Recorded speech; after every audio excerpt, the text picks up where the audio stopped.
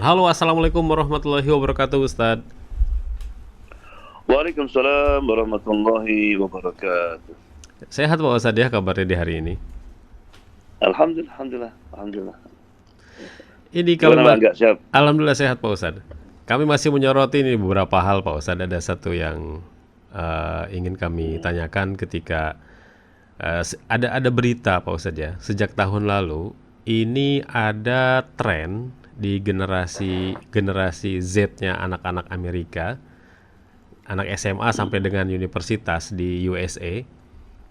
Ini ketika isu eskalasi di Palestina naik gitu ya. Ada Hmm, satu penelitian bahwa Gen Z di Amerika itu sudah tidak ingin hmm, lagi Amerika ini menjadi big brother-nya Israel. Bahkan mereka hmm, tuh menuntut Amerika tuh jangan lagi membela Israel gitu ya. Bahkan para hmm, Jews USA yang muda-muda ini, anak-anak Gen Z ini, yang mereka keturunan-keturunan Yahudi, hmm, bahkan mereka banyak yang pro Palestina.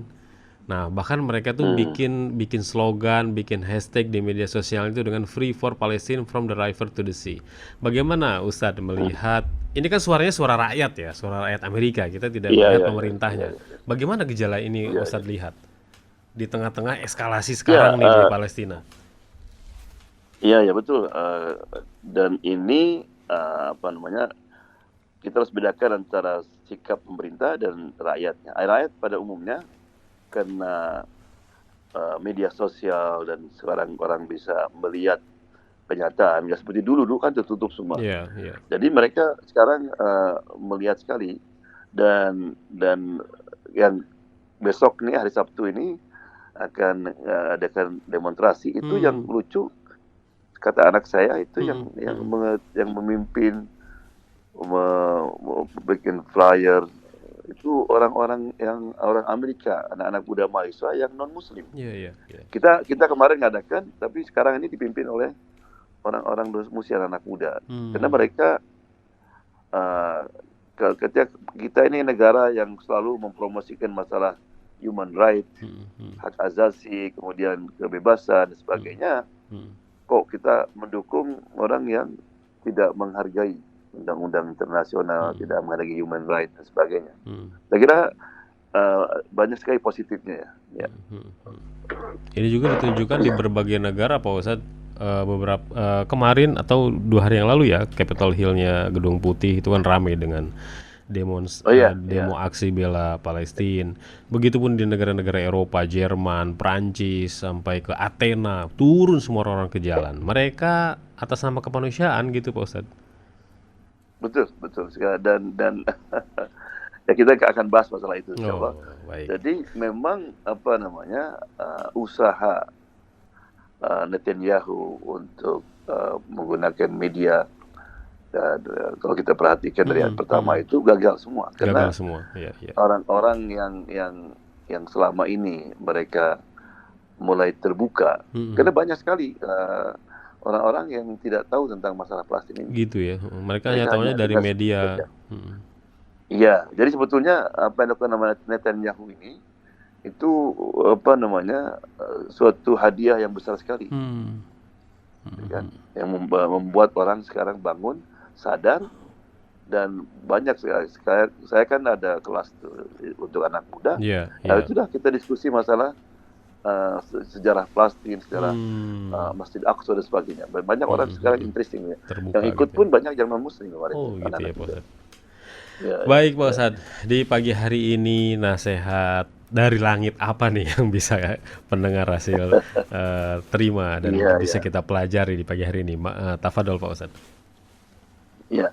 Bismillahirrahmanirrahim. Alhamdulillahirabbil alamin wassalatu wassalamu ala sayyidina Muhammad wa ala alihi washabbihi ajmain. Amma ba'du.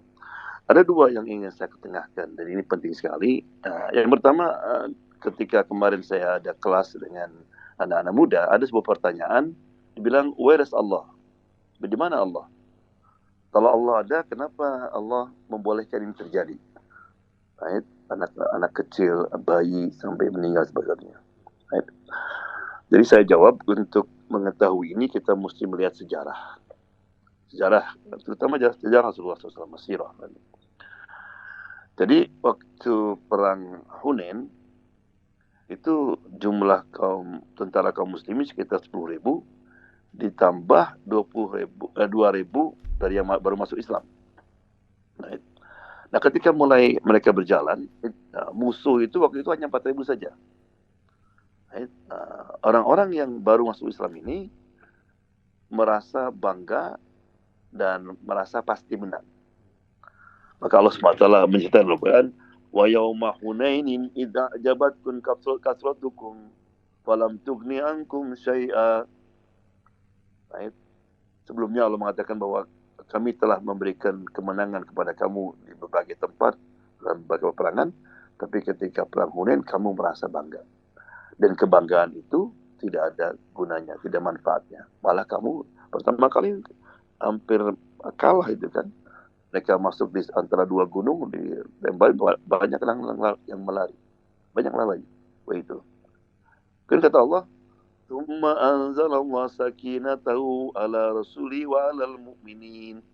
Kemudian Allah memberikan sakinah, ketenangan, kemenangan kepada siapa? Kepada Rasul yang tetap tegak, dan alal mu'minin, kepada orang-orang yang mukmin. Jadi kemenangan itu ada syaratnya. Jadi karena itu syaratnya adalah iman.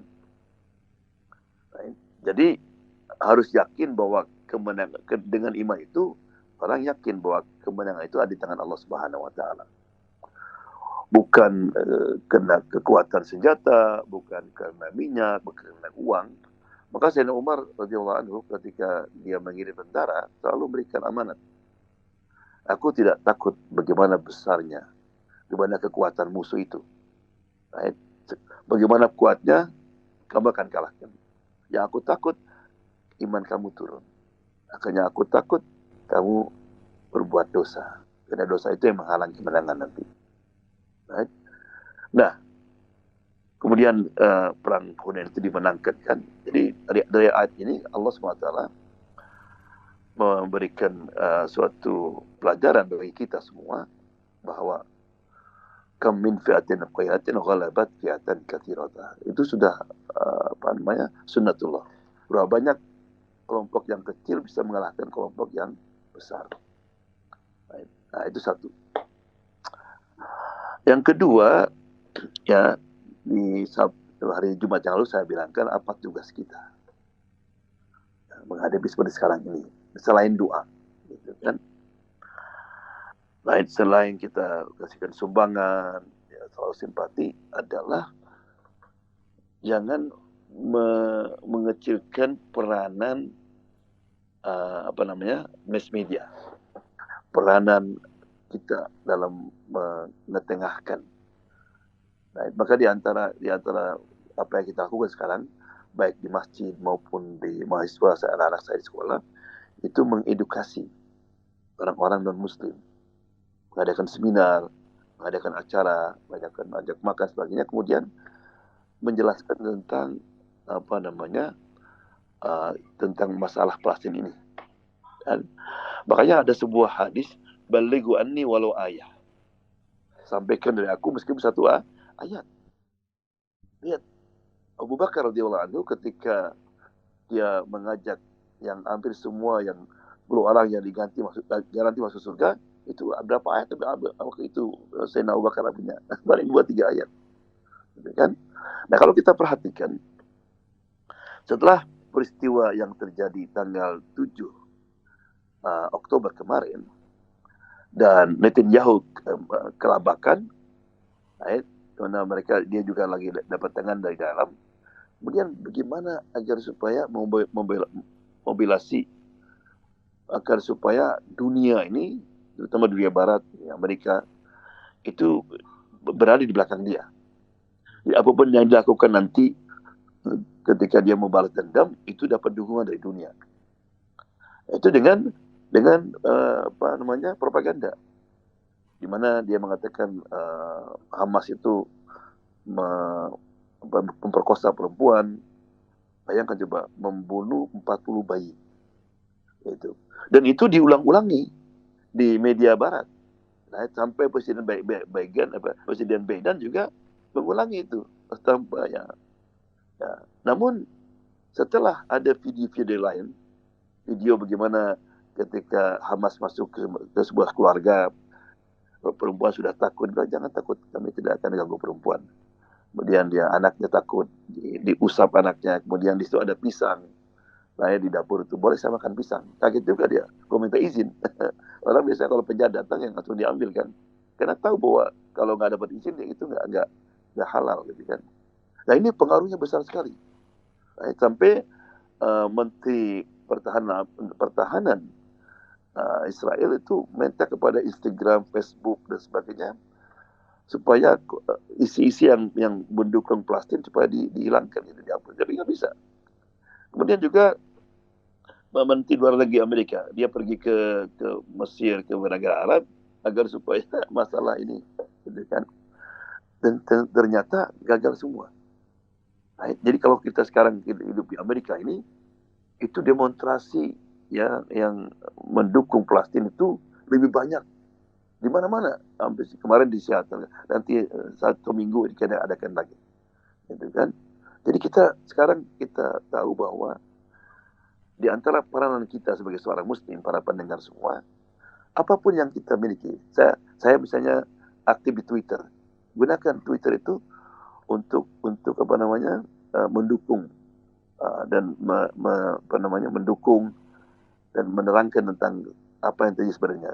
Ya, banyak kemarin waktu saya di kelas itu, mereka tahu peristiwa bagaimana orang-orang Israel itu memulai pembantaian orang-orang Palestina, perempuan ditelanjangi, kemudian difoto.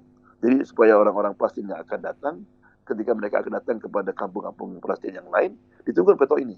Kamu ada dua pilihan ini. Lihat anak-anak disembelih, perempuan-perempuan yang ditelanjangi dibunuh semua. Akhirnya akan disebut dengan Nakbah, ini kan Nakbah, katastrofi. Nah, itu tanggal Oktober juga. Jadi ketika orang-orang Palestina meninggalkan tanahnya mereka, itu mereka banyak yang tahu, itu kan. Nah, kemudian juga kalau kita perhatikan sekarang, kenapa Netanyahu menunda serangan darat itu? Karena itu dia berusaha agar supaya public opinion, dunia ini di belakang dia, dukung dia. Ternyata enggak. Malah negara-negara Arab yang selama ini punya hubungan normalisasi dengan negara-negara dengan Israel itu mulai tegas sekarang. Apalagi kemarin setelah kapal Israel itu membom rumah sakit, gitu kan. Oleh karena itu maka dan juga subhanallah, ini hikmat yang luar biasa. Apa itu? Netanyahu atau pemerintah Israel itu berusaha agar supaya masalah Palestina ini mati. Dan hampir mati. Nah, hampir mati. Hampir semua negara-negara Arab memadakan hubungan diplomatik dengan Israel. Nah, yang terakhir ini Saudi Arabia. Subhanallah. Sekarang masalah Palestina ini semua di benak orang, di hati orang semua, baik Muslim dan Muslim. Subhanallah. Baik, mari kita gunakan kemampuan yang kita bisa. Kita aktif di Instagram, kita aktif di Facebook, kita aktif mana saja. Share. Maksudnya kita hanya pas copy aja. Itu pun insya Allah nanti hari kiamat ketika ketemu orang-orang Gaza, ya kita yes I did something. Right? Jadi itulah saya kira. Right? Yang pertama, insya Allah Allah berjanji kan, Allah inna sallallahu qarib, kemenangan pasti akan datang. Satu. Yang kedua, mari kita do whatever we can. Apa yang kita gunakan, kita ahli di dalam media. Karena berarti ini Radio Rosil, Masya Allah, mungkin berita-berita interview dengan masalah Palestina ini juga salah satu dakwah yang insya Allah nanti akan menjadi pahala di hari kiamat insya Allah.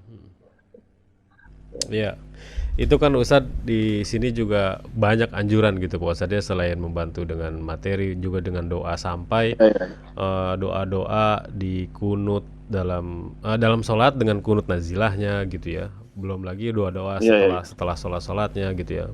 Mudah-mudahan kekuatan doa ini juga bisa menguatkan. Sebenarnya ada beberapa elemen di sana Pak Ustadz. Pertama, memang masyarakat yang menjadi korban perang lalu ada juga relawan Hmm. yang membantu gitu, yang membantu masyarakat Gaza. Ya. Lalu ketiga para pejuang gitu ya, yang memang berperang gitu membawa senjata. Tiga kelompok ini nih Pak Ustadz. Jadi doa kita supaya kuat ini bagaimana Ya, Pak Ustadz sebagai penutup Pak Ustadz? ya, saat itu jangan lupa kita. Pertama, kita ikhlaskan doa kita. Yang kedua, Nabi mengatakan man lam yahtam biar muslimin falaysa minhum. Orang yang tidak care, tidak perhatikan apa yang terjadi dan orang muslim yang sedang menderita sekarang, dia tidak termasuk orang muslim. Dan di antaranya kita kalau di sini alhamdulillah kita adakan malam tahajud, anak muda kumpul, kita bicara masalah perjuangan Nabi Muhammad SAW. Kemudian malamnya kita adakan kunut nazilah. Dan sikap-sikap kita seperti ini ketika orang-orang di Gaza melihat puluhan ribu orang di Jakarta misalnya, di kota-kota lain dunia itu memberikan semangat kepada mereka bahwa mereka you are not alone, kamu tidak sendiri. Dan itu suatu suatu perbuatan yang insya Allah di sisi Allah suatu perbuatan yang baik dan soleh. Dan insya Allah kita hari kiamat nanti dia ketemu mereka, and I did something insya Allah. Amin. Baik Pak Ustadz, terima kasih banyak Pak Ustadz atas pencerahannya di pagi hari ini. Semoga Ustadz selalu sehat. Insya Allah kita jumpa lagi pekan depan Pak Ustadz ya. Assalamualaikum. Amin. Waalaikumsalam warahmatullahi wabarakatuh.